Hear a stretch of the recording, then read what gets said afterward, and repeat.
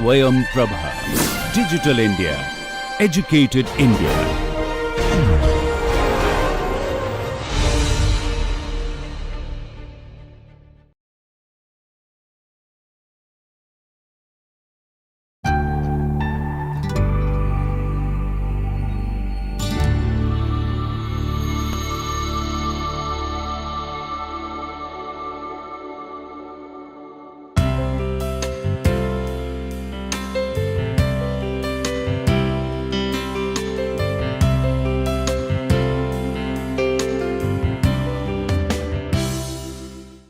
Hello students, today we'll again continue with our final series, which is looking at a search for a new architecture. This is part 4 of that series, and last time we looked at some contemporary trends. We were looking at what is happening in India with changing city skylines. There is a greater concern for past architectural and urban forms.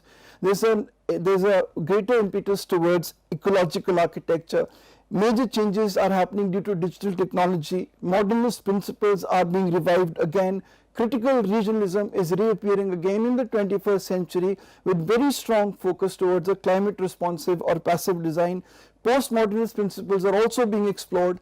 Architecture as an art form is also one area that architects are looking at, and then there is community involvement. Community involvement or community architecture were attempts earlier made by architects like B.V. Doshi and Charles Correa, and this will persist as architects continue to engage in addressing the full range of problems that are facing contemporary India.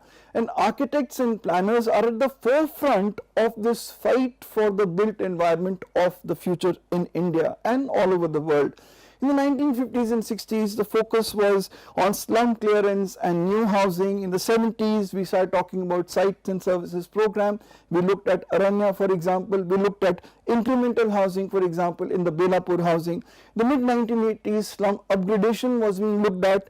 In the 1990s, talked about slum redevelopment.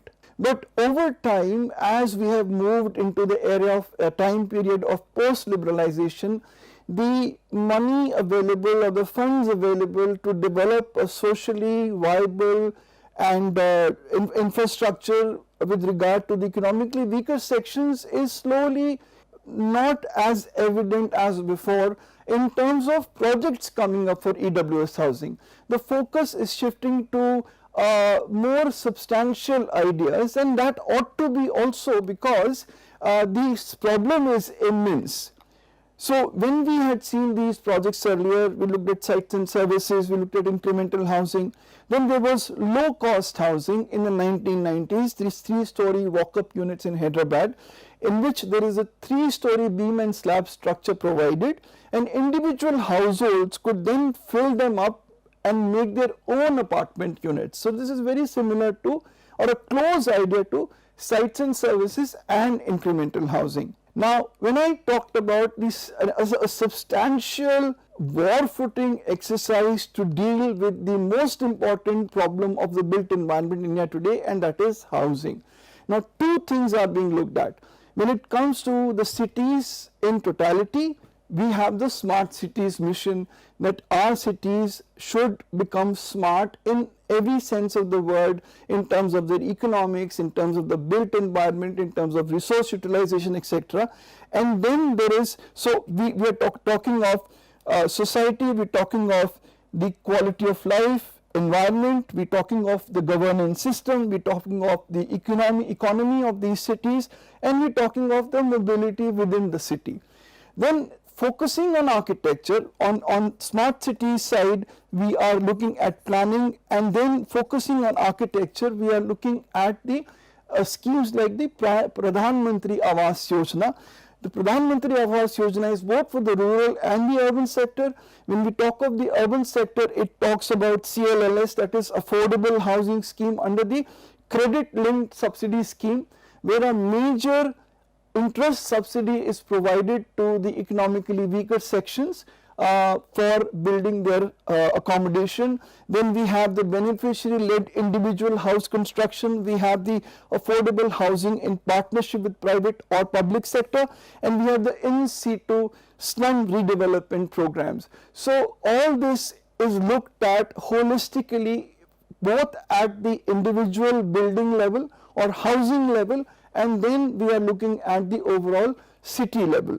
Then of course there are various very important documents that are now forming the backbone of the buildings we design today with regard to energy efficiency, resource efficiency, environmental friendly design, those sustainable development goals that particularly refer to environmental design. So we have the Griha rating system, which is an Indian derivation of the green rating system, and we have the LEED IGBC coming from LEED, but this is India specific. And then we have the Energy Conservation Building Code formed in connect with the Bureau of Energy Efficiency to design energy efficient buildings today. Now the narrative in Indian architecture is changing. Architecture in India is no longer being looked through a Western narrative. The variety defies us putting ourselves or our architecture into a pigeonhole, because Indian architecture is moving forward on its own terms. It is a reflection of a stronger and a more confident nation. Now both Gandhi and Nehru had understood one thing, that we can neither be tradition nor modernity are not sufficient in themselves. Rather, it is a mix of tradition with modernity that leads to a sustainable development. So architects right from our first generation that we had seen earlier were searching for this balance between tradition and modernity. That has always been an endeavor, an objective, and also a problem to be resolved. How do we connect a long history and a long traditional background with the rising modernism? Young architects are also committed to this search for a meaningful architecture, and they are no longer going to be bogged down by stifling categories. The diverse talent is focused on sensibility, the possibility and an exploration of new ideas and identities in modern architecture in India today. Now the reason why the categories are stifling, they are overpowering, is because once we bracket architecture into a particular style or a movement, we become very restrictive in our approach in trying to derive an architecture like that. But we want to break out of that mold and we want to come out of that bracket. We want to develop an architecture, or rather the young generation of Indian architects want to develop an architecture that is not predicated to a Western ideology per se, and that is not also predicated to forcing ourselves to make to explore traditional ideas where they do not work. So they want to have that freedom to come up with an architecture that will truly work, that will be practical, and that will be truly viable. So there are examples, lots of young architectural firms are coming up, like Sameep Badora of SP+A. This is the Buddhist center at Sakarwadi, and it is a spiritual and skill development center for the native Dalit Ambedkar Buddhist community, and the mandate here was not to harm a single tree. So this is an ecologically focused design. Then there is a smaller project, the Tara Book Building, which is in Chennai by Mode Architects, and this is a multifunctional space for a small independent publication house which is known for handcrafted visual books for both children and adults. These are the pictures of that particular building. Then there is the healthcare center at Dharampuri by Flying Elephant Studios. These are all young firms which are coming up with very interesting, innovative, forward-looking architecture. There is the Sai temple at Venachar by sea. As you can see, the very form is a reflection of the temple form of architecture. So there is a connect between modernity and tradition. The Management Institute in Bhubaneswar by Abhin Chaudhary. It's a very interesting building, and Abhin Chaudhary is one of the serious upcoming talents in India. This is again the same project, and the use of historical mythological features on the building facade, and the use of cement stabilized earth blocks in construction of the Management Institute. then there is a kind of sensitivity and sensibility in the young generation of Indian architects, like that of Lijo Reni architects in Thrissur in Kerala. Now the region is known for the use of wooden laterite buildings, and this group of architects, this couple, they face this question that why is it that their buildings do not reflect this local identity of the use of wood and laterite? And their answer is the context should not be defined by signs and symbols but issues. Now there is a very critical issue here. There is a shortage of sand and laterite in Kerala, and there is a restraint on using wood. So just to imbibe that regional identity by using such materials which will cause serious ecological problems is not wise. That is the sensitivity and sensibility in their architecture. Their buildings are climatically responsive and also evocative. They also evoke the idea of a local architecture, for example courtyard planning, but it is in a modern context. Their practice is to innovate rather than remain trapped in old ideas of regionalism. So the building is modern, the building responds to a modern space organization and to modern needs, yet it is responsive to the local climate and also to the kind of spaces needed within, which are in connection with a regional identity. So there is, for example, the breathing wall house or the breathing wall residence, and then there is the walls and vaults house. Let us take the example of the breathing wall residence in Kerala by I'm sorry I get the name wrong, it is Lijo Reni architects, and it is a narrow plot in which it has a cotton steel surface as the facade. You can see here, which is a perforated sheet in cotton steel allowing for natural ventilation and resistant to harsh tropical climate. How?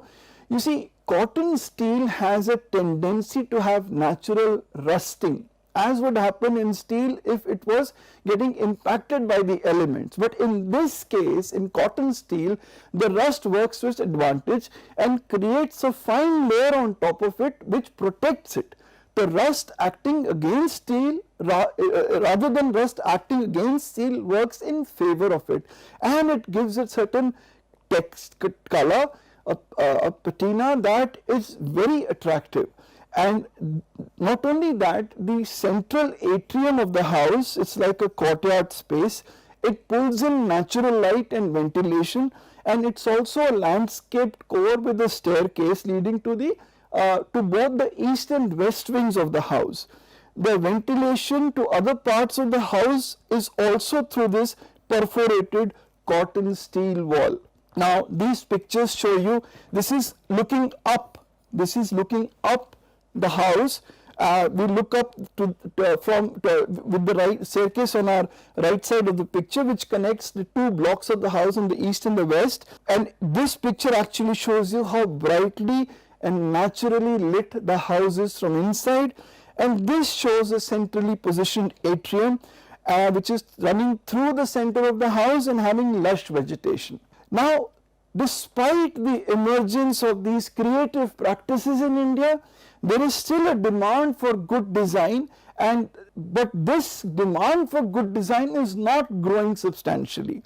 The pressing issues that are facing us, that is one problem, that the demand for good design is not growing substantially. The other is, there is a pressing demand for energy conservation and energy conservation and climate change, a pressing demand to bring down energy consumption, and that is an issue that I have repeated so many times in these presentations, that I believe this is one of the most critical areas facing the built environment of tomorrow, and it has to be done on an emergency footing, the work in this area.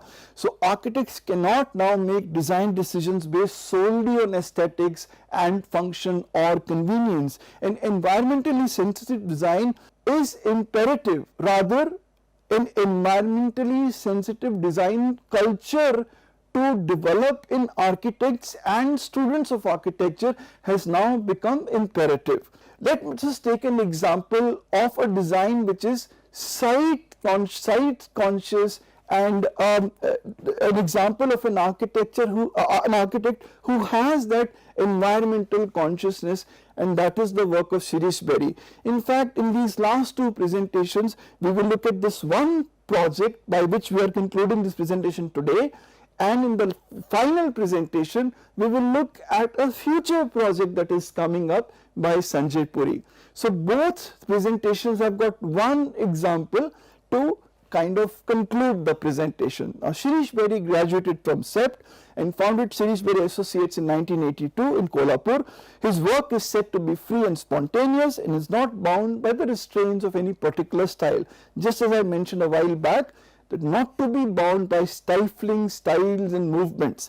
It is intensely site responsive. This is only one project we are looking at, but you can always go and look up his other projects and you will find the same approach towards site sensitivity in his work. There is unity and harmony between the various natural and man-made elements, and this project, the Laboratory for Conservation of Endangered Species in Hyderabad, LACONS, in 2005, is a classic example of Shirish Berry's work. This is on a 4-acre site with a built-up area of 4,200 square meters, and if you look at the form, it reminds you of something. So if you are aware, it reminds you, for example, of a seashell, of a snail shell, but more than that, it reminds us of the Fibonacci spiral. Now, if you want to understand the use of the Fibonacci series or the Fibonacci spiral in architecture, please look up the works of Corbusier in Chandigarh, where the Fibonacci spiral is fitting very well, and here it is. The plan is derived from the Fibonacci spiral, and this is how the plan has been organized. These are the two, the second floor plan, the first floor plan, and it is a site with huge rocks, but the rocks have not been eliminated, the rocks have been retained, and this is where the arrival plaza is. And there is an organically designed structural glazing which forms the backdrop, and we will talk a little more about it. This is how the glazing is. Now, the glazing does two things. By circumventing it, by putting it in a curvilinear fashion in this way on the site, we are not letting it destroy the site. We are not letting it destroy the rocks on the site, but we are retaining that. The architect is so confident and bold in his design that he is not concerned that right in front of this elevation there is a big rock in front. He is confident, self-confident I would say, that he knows this rock will add to his elevation, not take away from it, and he is not so self-conscious that his architecture will be overpowered by these natural elements. And so we do find the result, it actually adds to the design. Not only that, the glass itself serves a function of reflecting the natural landscape. So in fact, the glass not only disappears in the background by the way it has been put in, but also because it is glass, so it reflects the natural landscape. These are the sections.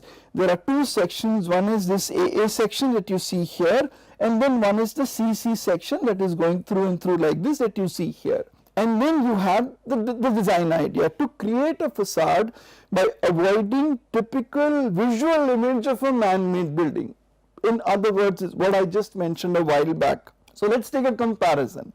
This was the site what it was originally, and this is what happened. What an amazing thing Shirish Berry has done. He has retained it just as it is. He has retained even the contours more or less as they are, and the building is formed around them. Rather than building imposing itself on the site, his building merges with the site. Again reminded of right statement, a house should be off the hill and not on the hill. And here we have these beautiful clusters of these rocks and boulders which have an immense design potential, and the architect is fully exploiting them by making them a part of the overall scheme and the elevation of the facade of the building. So we have the structural glazing, we have the rocks and boulders, and the glass curtain wall is bonded to the structural system. There is a reflection of these rocks, sky and landscaping in the glazing, so much so so much so that it becomes a non-facade.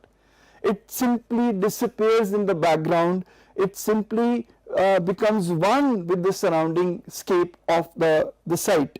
So, and there is also comparison. Of course, we are looking at a building which is completely in an urban setting. This is the Willis Faber Domus. It was built in the 1970s, designed by Norman Foster in England, and here it is Shirish Berry's work.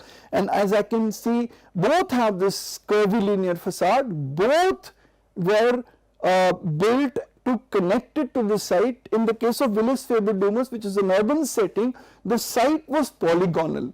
The site was like this only, and Norman Foster did not try to fit the building on an irregular site.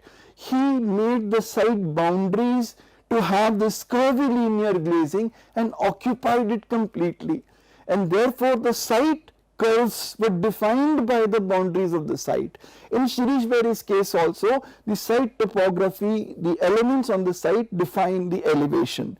There is the use of materials. He is using the stone which is locally found here in the construction of the building, and the great advantage is the rocky texture, the texture of the rock and the texture of the stone which is cut and dressed and used in the building is the same. And this is where we see the rocks appearing in the glass elevation.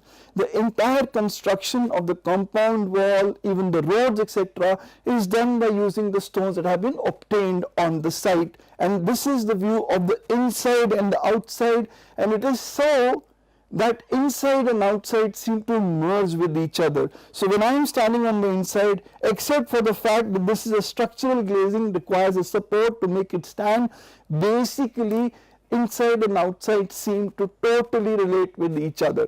These are some of the other views of the building, the interiors, and you can see there are other things also with regard to diffuse lighting, the use of the natural light in the daytime, etc., which is also a part of the overall scheme. So we come to the end of this first presentation of a search for a new architecture, where we again once reminded ourselves once again in some of the areas of focus of modern architecture.